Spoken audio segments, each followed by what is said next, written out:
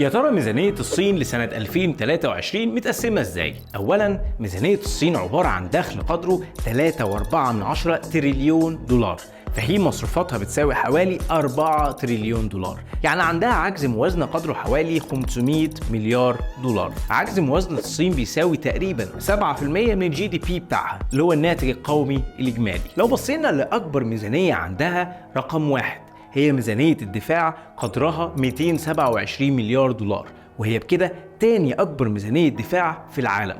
طبعا ده رقم قليل جدا جدا مقارنة بأمريكا اللي بيوصل لحوالي 800 مليار دولار. تيجي بعدها رقم 2 ميزانية سداد القروض وفوائد القروض، الميزانية حوالي 105 مليار دولار. رقم 3 الإنفاق على العلوم والتكنولوجي بميزانية قدرها 48 مليار دولار، عشان كده طبعا الصين قوة عظمى. تيجي بعدها رقم 4 ميزانية الأمن القومي بقيمة 30 مليار دولار.